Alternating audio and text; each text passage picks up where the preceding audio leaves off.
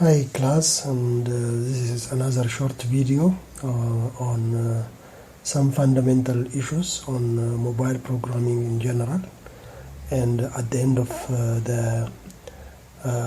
this video, you will be also knowing some basics in Android programming language.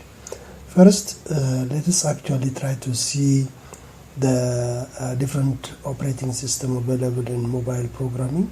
In mobile programming, different operating systems are used. I have listed some of the major operating systems used in mobile programming. iOS, which is widely used for iPhone users. Android, which is our topic here. Windows Phone is majorly designed for Windows phones, and Linux, BlackBerry and others are actually the major operating system used in mobile programming. From all this, I have tried to actually give you some highlight on three of them, majorly on iOS and the Windows, because the Android will be our topic, which will be discussed further in depth. iOS, as it is indicated, mainly used for iPhone users, is a Unix-based operating system. Apple is actually the owner of this operating system. And basically, the programming languages are assembly, Swift, Objective-C, C++, and C are actually used in that. And you can apply this iOS in iPhones and all Apple products in general. And it's a closed source. The license is not actually free, but clearly there will be some application program interfaces for linking with that. The other one is Windows OS, designed for Windows phones, and developed by Microsoft for smartphone, and mainly use C and C++ as a programming. And again, this is also a closed one, it's not an open one, but APIs also are there.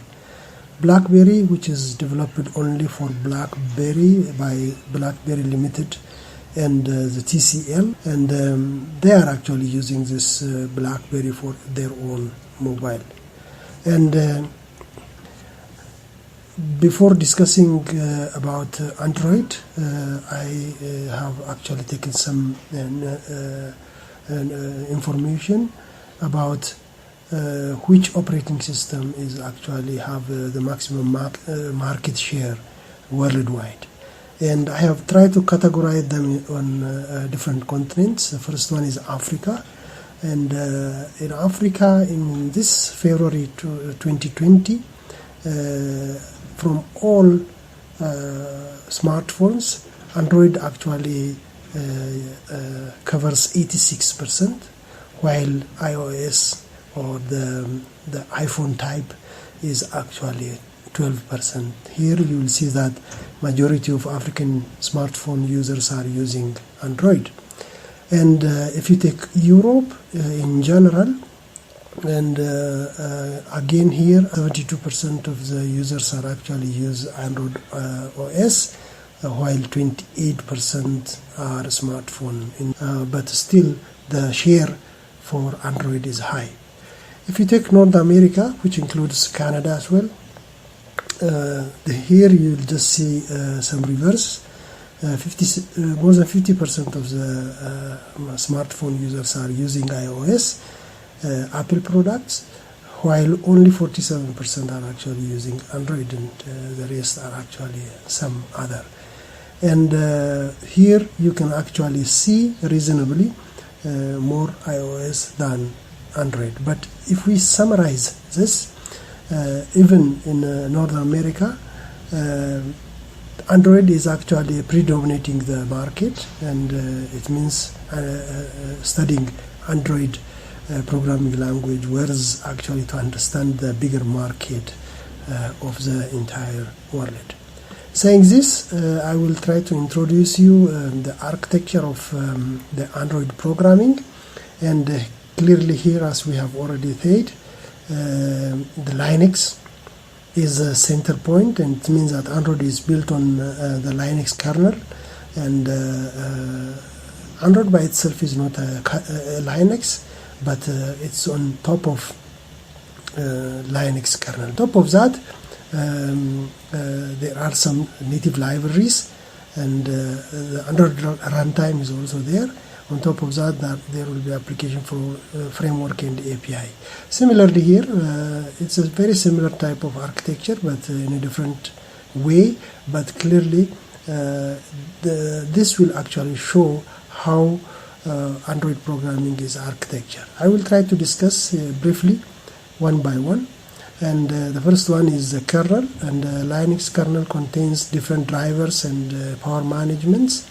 And as you see, display drivers, camera drivers, keyboard drivers, Wi-Fi drivers, and all these things are already included into the Linux kernel.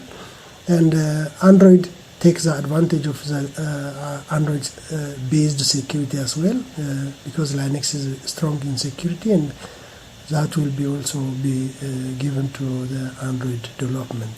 Contain hardware abstraction layer to interface high-level Java APIs, and clearly this kernel architecture contain some major drivers to actually manage the system. The next one is Android runtime, and Android runtime is actually built for each of app which we are actually processing, and it includes a set of core libraries, and also the virtual machine. They call it Dalvik virtual machine. It's like a Java virtual machine, JVM. And the core libraries are actually libraries which are actually used for building Android. And the next one is a native library. Native libraries are libraries which are used for any kernel-based programs, and but shared to actually serve the Android. And these native libraries are actually libraries written in C or C++, available to apps through the Java API, and the interface through the Java clearly. And these APIs are actually serving different objectives. We can also actually use some browser engines. For example, WebKit is actually used to interface with browser engines, and this is one component in the architecture. The upper one is the application framework, and this application framework contains all features of Android development, and different managers are actually developed here, and such as UI component, resource management, lifecycle management are actually there, for activity manager, window manager, resource content, view manager, notification manager, and these are actually managers where you will be actually be using while developing the Android, and we will be discussing later on furthermore. And finally, the applications. The applications are actually the Android apps which will be developed by individual users, and it can be an email or SMS or calendar or any internet browsing Android app built by end users and running on top of the application framework.